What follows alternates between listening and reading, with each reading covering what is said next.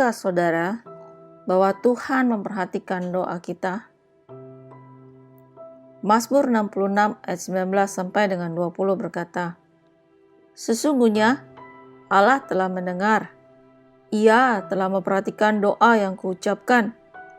Terpujilah Allah yang tidak menolak doaku dan tidak menjauhkan kasih setianya daripadaku." Ayat ini sudah jelas.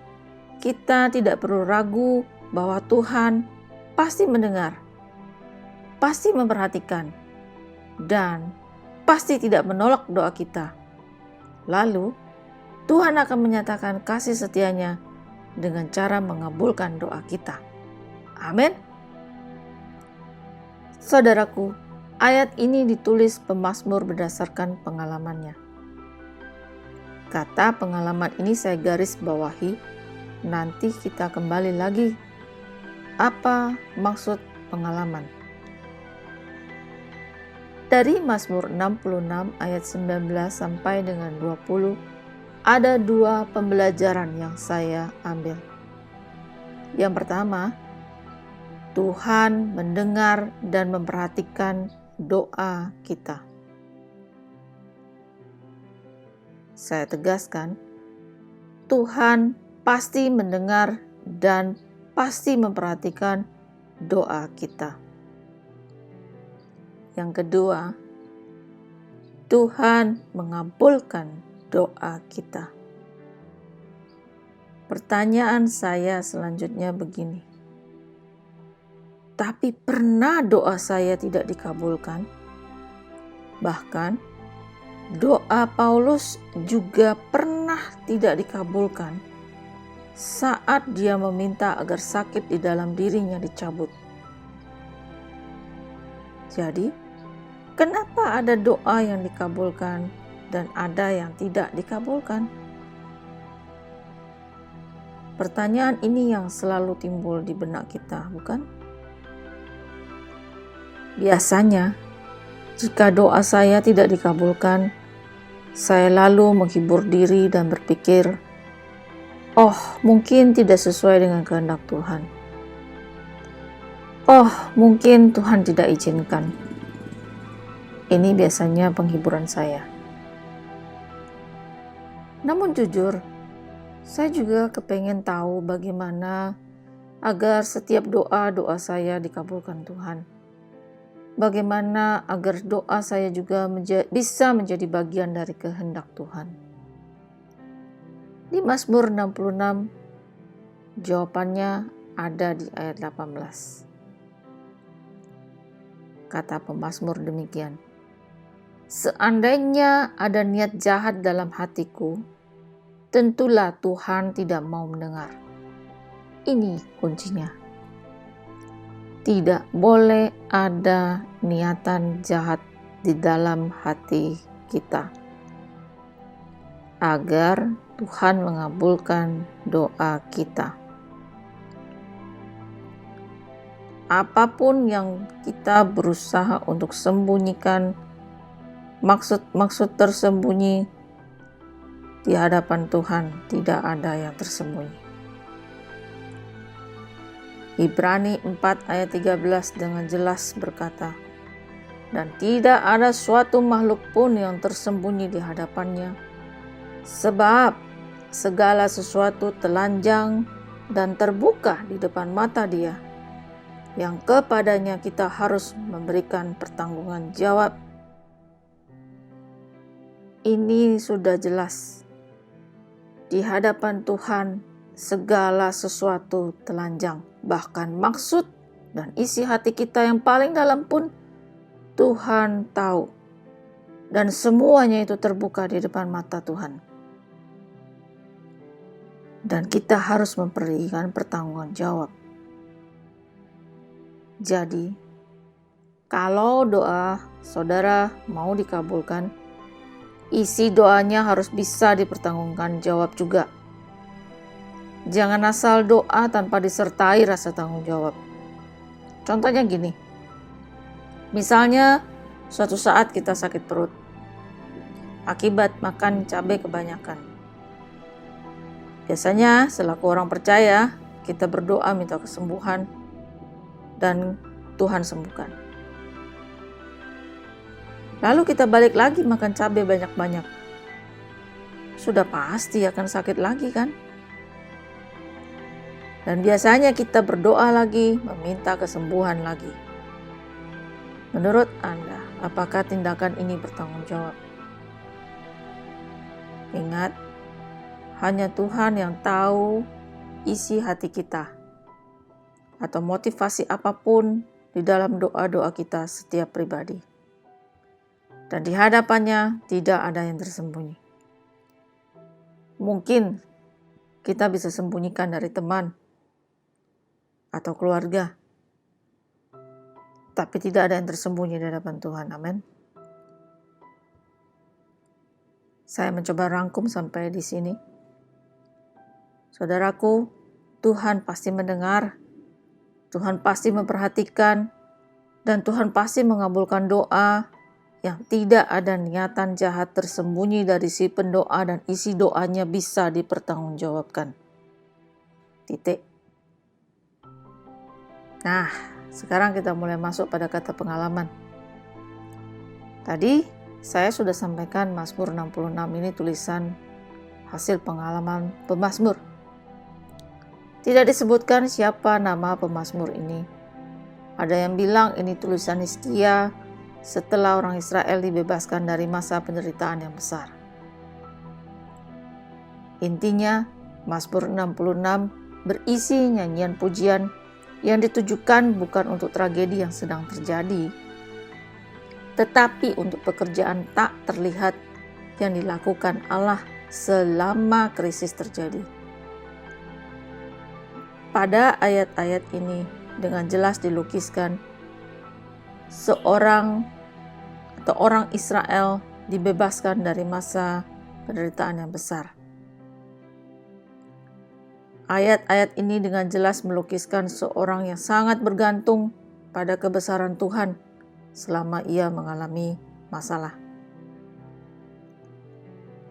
Di sepanjang pasal, pemazmur juga memberi petunjuk bagi orang-orang yang takut akan Allah mengenai respon yang seharusnya diberikan saat krisis menghadang.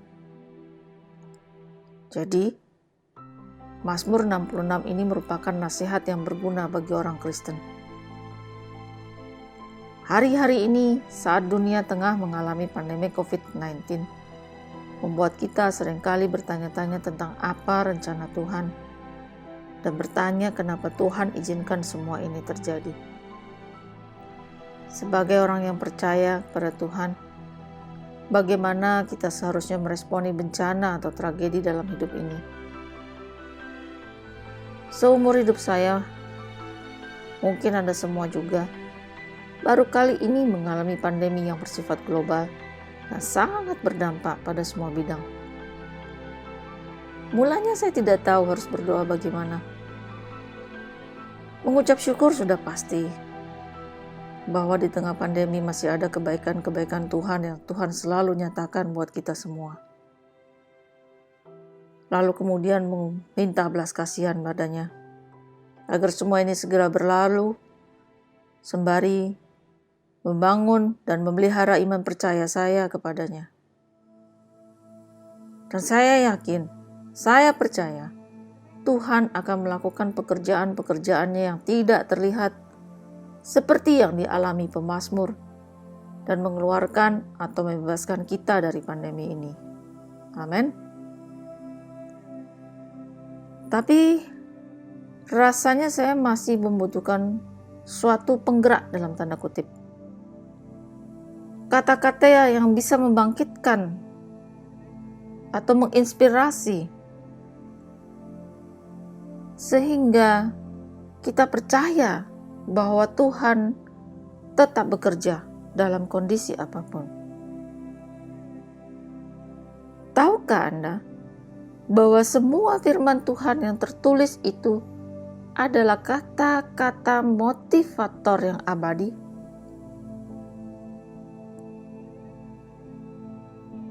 Berbaliklah kepada firman Tuhan saat Anda membutuhkan motivator.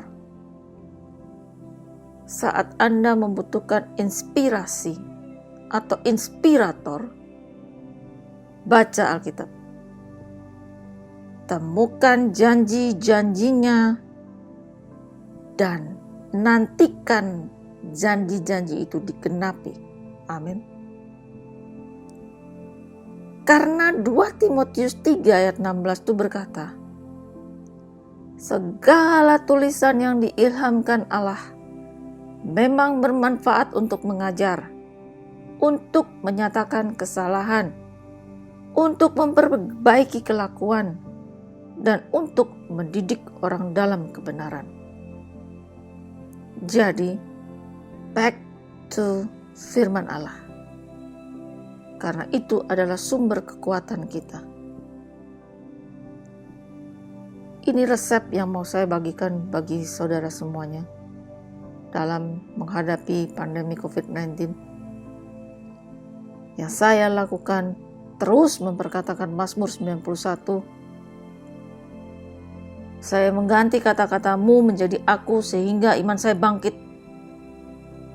Tujuan saya, ketika iman saya bangkit, saya mampu menggerakkan hati Bapa di surga untuk segera menyatakan perbuatan-perbuatan yang ajaib bagi saya, seperti yang tertulis di Mazmur 91 itu.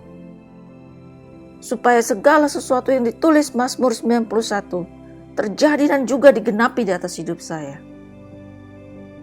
Anda bisa lakukan hal yang sama jika Anda mau. Saya tutup sesi kali ini dengan berdoa bersama-sama dengan saya. Mazmur 91. Dalam lindungan Allah. Orang yang duduk dalam lindungan yang maha tinggi dan bermalam dalam naungan yang maha kuasa akan berkata kepada Tuhan, tempat perlindunganku dan kubu pertahananku, Allahku yang kupercayai.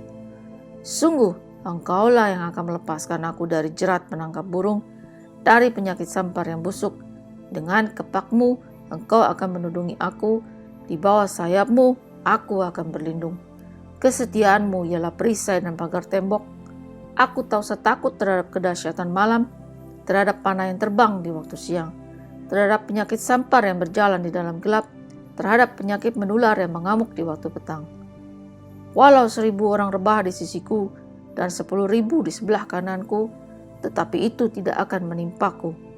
Aku hanya menontonnya dengan mataku sendiri dan melihat pembalasan terhadap orang-orang fasik. Sebab Tuhan ialah tempat perlindunganku, yang maha tinggi telah kubuat tempat perteduhanku. Malapetaka tidak akan menimpaku, dan tulah tidak akan mendekat kepada kemahku. Sebab malaikat-malaikatmu akan diperintahkanmu kepadaku untuk menjaga aku di segala jalanku.